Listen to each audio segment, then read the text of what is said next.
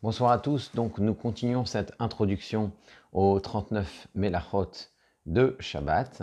La dernière fois, nous avons parlé des conséquences de la définition de Melechet Machashevet, la Melacha pensée, le travail qui est accompagné d'un projet. On avait parlé notamment de la notion de Davar chez Nomit Kaven, la chose qui n'est pas intentionnelle. On avait dit que euh, quand on faisait une action et que sans kavana, alors qu'on n'en a pas l'intention, eh bien, une melacha peut se trouver être réalisée. À ce moment-là, il n'y avait pas d'interdit de la Torah, et que la halacha, c'était comme Rabbi Shimon, que c'était permis, même si Rabbi Houda pense que c'est assour, on tranche comme Rabbi Shimon. On avait dit que quand ce davar chez Nomit Kaven est une conséquence inévitable de mon action, alors là, c'était une notion de psychréché, et si c'est un psychréché, une conséquence inévitable, eh bien ça pouvait être interdit parfois de la Torah, si c'est un psychréché des Nirale, si la conséquence m'intéresse, et parfois ça pouvait être un interdit des Rabbanan quand c'est un psychréché des Lanirale, une conséquence qui ne m'intéresse pas, donc je ne tire aucun bénéfice. Alors l'autre notion qu'on avait commencé à toucher du doigt la dernière fois, c'était la notion de Melacha chez Natsricha Legoufa, le travail qui n'est pas nécessaire pour lui-même.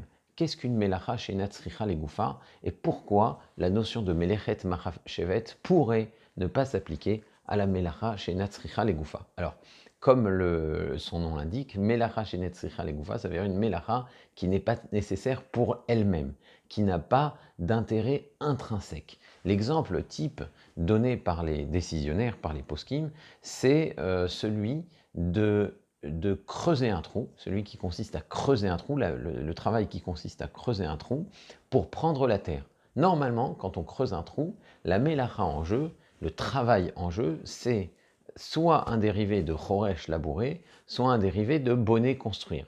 Si je creuse ce trou pour planter un arbre, eh bien c'est un dérivé de zoréa, un dérivé de choresh labourer, parce que je prépare le terrain pour pouvoir y semer, pour pouvoir y planter quelque chose.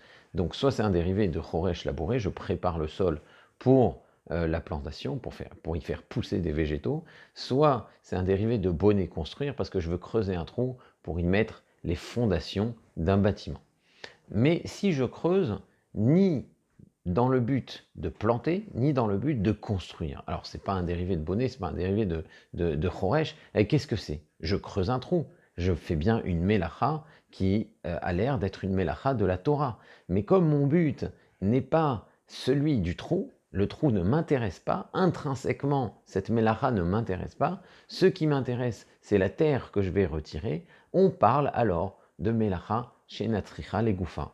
On parle d'une mélacha qui n'a pas de but intrinsèque. C'est pas pour elle-même que je réalise cette mélacha, que je réalise ce travail. Alors qu'est-ce qui se passerait si je faisais ce genre de travaux, ce genre de travail pendant Shabbat? Est-ce que je transgresse une mélacha de la Torah ou bien non, ce n'est pas une mélechet machashevet? Eh bien ça c'est l'objet d'une marloquet Tanaïm, c'est l'objet d'un débat entre les Tanaïm. D'après Rabbi Shimon, le très célèbre Rabbi Shimon ben Yochai, le fameux qui autorise le davar chez Nomit Kaven, eh bien une mélacha chez Netzricha Legoufa, ça reste interdit pendant Shabbat, mais néanmoins, ce n'est pas une mélacha de la Torah, c'est un interdit des Rabbanan. C'est pas une mélacha de la Torah, donc c'est pas interdit par la Torah, mais les Chachamim l'ont interdit parce que ça ressemble fortement à une véritable mélacha. Quand on me voit creuser un trou, est-ce qu'on voit mon intention? Non, ça y ressemble fortement. C'est pas seulement Doumia, mais si on me laisse creuser des trous pour la terre, ben je risque de me dire, bien, creuser des trous pour la terre, autant creuser des trous pour les fondations, autant creuser des trous pour planter. Après tout, j'ai le droit de creuser des trous, justement, pour bien faire sa différence, pour ne pas en arriver à transgresser une mélacha de la Torah. Les chachamim, les sages, ont interdit même la mélacha chez Enat Sricha Legoufa. Rabbi Yehuda, lui, Rabbi Yehuda bar Rabbi Elai, celui-là même qui interdit le davar chez Nomit Kaven, concernant la melacha chez Enat Sricha Legoufa, lui, il pense que melacha chez Enat Sricha Legoufa reste un interdit de la Torah, parce que creuser le trou, j'en ai l'intention.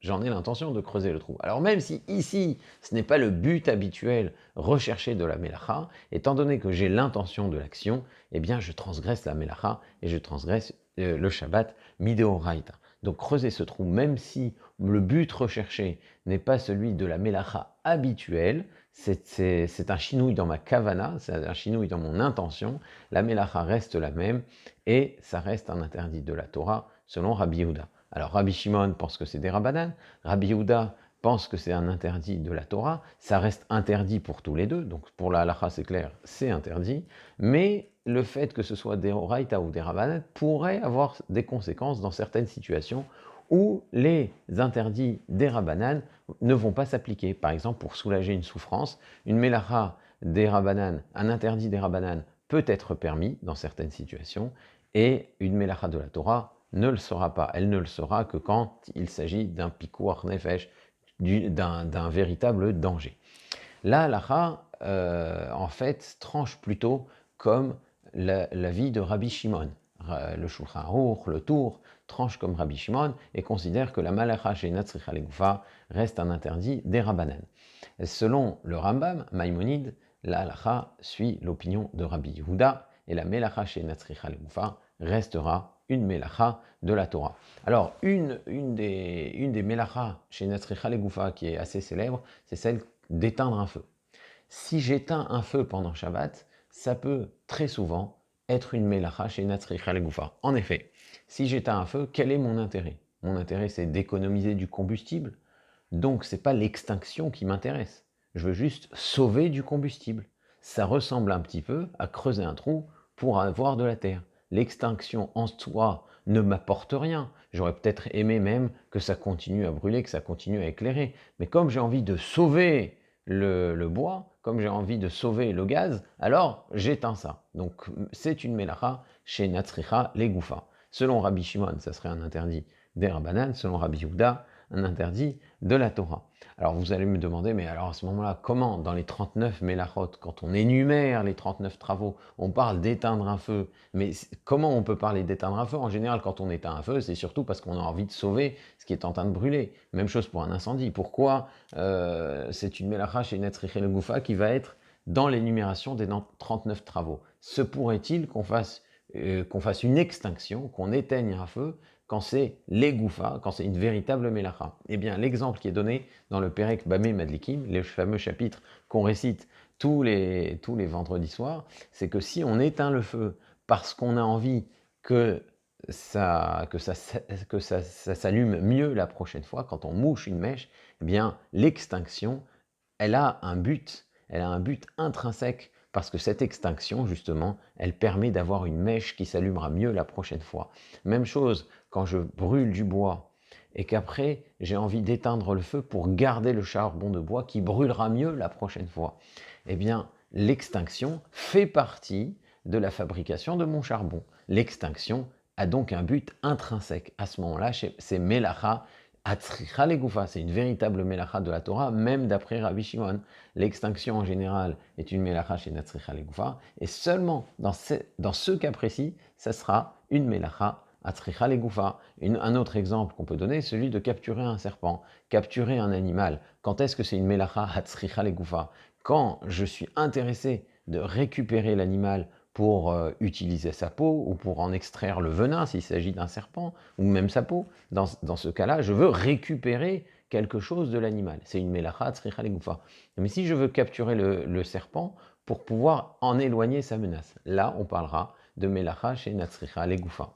Eh bien, ça a un intérêt de savoir si c'est un interdit uniquement des Rabbanan. Si c'est un interdit uniquement des Rabbanan, même si c'est un serpent qui n'est pas spécialement dangereux, je sais qu'il n'y a pas de danger. Je sais que même s'il pique, ça fera un petit peu mal, mais ça sera juste une souffrance. Eh bien, cette souffrance-là, elle est suffisante pour m'autoriser la melacha chez Natzricha Legoufa. Alors que si je tranche comme Maïmonide, il faudrait vraiment qu'il y ait une éventualité de sakana, une éventualité de danger pour m'autoriser la melacha chez Natzricha Legoufa. Donc voilà une autre notion de la définition de Melechet Machashevet. Une autre conséquence de la Melechet Machashevet, c'est la notion de mitasek.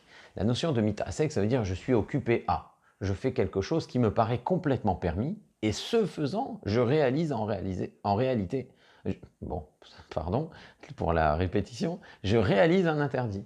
Le cas qui est rapporté par les poskim, c'est celui de la personne qui voudrait ramasser un concombre du sol, un fruit du sol, Il imagine que ce concombre est simplement posé par terre, donc ramasser un fruit, c'est quelque chose de complètement permis, il n'y a aucune mélacha là-dedans, et en le ramassant, il se rend compte qu'il a cueilli ce concombre, qu'en réalité, ce concombre était encore meroubar la carca, attaché au sol, et donc en cueillant, il a transgressé une mélacha de Shabbat. Cueillir fait partie des 39 travaux, des 39 avot melachot, 39 travaux capitaux de Shabbat, Zoré assommé, kotser, cueillir. Et là, il est en train de kotser, cueillir, il est en train de cueillir ce concombre. Donc, est-ce qu'il a transgressé Shabbat? Est-ce qu'il va devoir apporter un korban khatat pour cela? A priori, non, puisque il était mit à sec, il n'a pas fait de melechet machashevet. Il n'y avait aucune marchava dans son action, il n'y a aucune transgression pour mit à sec, pour Shabbat. Et ça, c'est spécifique à Shabbat, à la notion de melechet machashevet. En effet, mit à sec, la notion de mitasek, elle peut se retrouver dans d'autres interdictions de la Torah. On peut parler de mitasek bachalavim va'arayot. Quelqu'un qui est mitasek dans les chalavim, ça veut dire qu'au lieu de consommer, il voulait consommer une graisse permise, ce qu'on appelle du shuman, et au lieu de saisir le shuman, au lieu de prendre un morceau de shuman, il a consommé un morceau de chélève de suif. Le suif, c'est la graisse qui entoure les reins de l'animal, c'est la graisse qui était offerte sur le misbéar au Beth Amikdash, quand on y apportait les sacrifices, et qui encore aujourd'hui est complètement interdite à la consommation. C'est la raison pour laquelle, en général, les parties arrière des bêtes ne se trouvent pas dans les boucheries. On ne veut pas consommer le chélève, notamment. C'est une des raisons. La personne qui consomme ce chélève en pensant consommer du shuman, qui consomme ce suif en pensant consommer de la graisse permise, eh bien, il est mitasek, c'est une personne qui est mitasek. Eh bien, mitasek bachalavim, ça restera chayav khatat. Il sera encore dans l'obligation d'apporter un khatat, parce que consommer du chélève, c'est un interdit de la Torah de karet, et si on le fait beshogeg, de façon sans intention, eh bien, on est shogeg, on doit apporter un korban khatat. Ah, il est simplement mitasek. Pourquoi, quand c'est Shabbat et qu'on est mitasek dans une melacha, il n'y a pas de transgression? Alors que quand je mange du chélève, en étant mitasek, en étant parfaitement shogeg, en ayant l'intention de consommer quelque chose de permis, eh bien je reste chayav. Eh bien la différence vient du fait que justement pour Shabbat, ce qui est interdit, c'est la melechet machashevet, c'est la melacha avec une intention. Alors que pour le chélève, ce qui est interdit par la Torah, c'est de tirer profit du chélève. En consommant ce suif, eh bien, on en a tiré profit. On a tiré le profit physique, le profit gustatif de consommer du suif, et par conséquent, il y a un chiyuv ratat. Quand on est mitasek, donc bachalavim, on est chayav ratat. Quand on est mitasek pendant Shabbat, eh bien, on n'a commis aucune interdiction. Donc si par exemple, je pousse violemment ma chaise contre l'interrupteur qui est derrière moi, et je ne savais pas qu'il y avait un interrupteur, mais quand je fais ça, je fais de mes propres mains, je suis en train d'allumer une lumière. Et si cette lumière, c'est une ampoule à incandescence, et c'est une mélacha de la Torah, eh bien, j'ai transgressé de mes propres mains une mélacha de Shabbat. Oui, mais j'étais mitasek. La seule chose que je faisais, c'est de pousser ma chaise contre le mur. Il y avait un interrupteur, j'étais mitasek. Eh bien là, il n'y a pas de transgression de Shabbat, il n'y a aucune infraction. Donc voilà la deuxième conséquence la quatrième conséquence, on va dire, de Melechet Machashevet, si on compte le Davar chez Nomit Kaven, le Psychréché, la Melacha chez Natzricha Legouva, Mitasek, voilà la quatrième conséquence de Melechet Machashevet. Pour transgresser une Melacha le Shabbat aussi, il faut la réaliser de sa manière habituelle. Si on fait ce que l'on appelle un chinouille, un changement dans la manière de réaliser cette Melacha, là aussi, ce ne sont pas les mélachot que la Torah a interdit. Alors les exemples dans la Mishnah abondent, quand il s'agit de transporter un objet par exemple, qu'on transporte à deux, un objet qu'une seule personne peut parfaitement transporter, là aussi c'est un chinouille. Quand on écrit de la main gauche pour un droitier, c'est un chinouille suffisant pour dire que ce n'est plus une mélacha de la Torah, mais un interdit des Rabbanan. On raconte que le Rav Chaikin, c'est lui-même qui racontait cette histoire, pendant la guerre, il était prisonnier dans un camp de prisonniers politiques. Il a eu de la chance, il n'était pas dans dans les camps de prisonniers raciaux. Donc, il était dans un camp de travail, et on lui demandait de transporter des choses pendant Shabbat.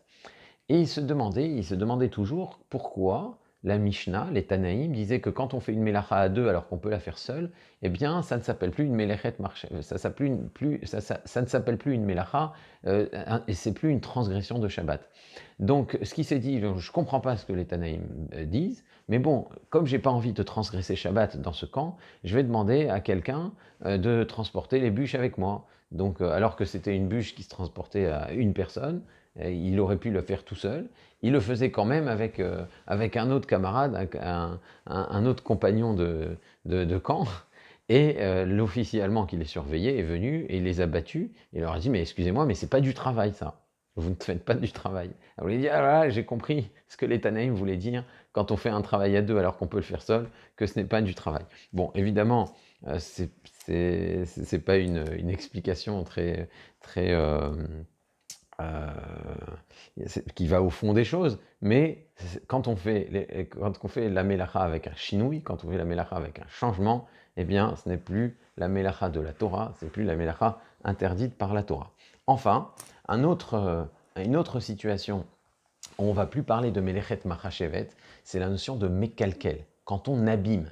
Quand on abîme quelque chose, eh bien, c'est pas une mélacha constructive, on n'est pas en train de créer, on n'est pas en train de faire avancer le travail. Là aussi, on ne parlera pas de melechet machashevet et ça ne sera plus un interdit de la Torah, mais un interdit des Rabbanan.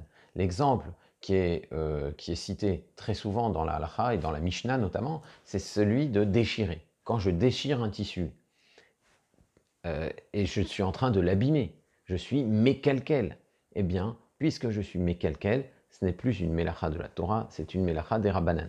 Par contre, le tailleur qui est en train de déchirer les pièces de tissu pour les préparer pour la couture, là, il est en train d'avancer dans son travail. Et là, à ce moment-là, Korea déchiré sera une melechet machashevet. Donc quand on liste dans les 39 avot melachot, dans les 39 chefs de travaux, Korea déchiré, tofer coudre, Korea déchiré, quand est-ce que déchirer, c'est une melechet machashevet?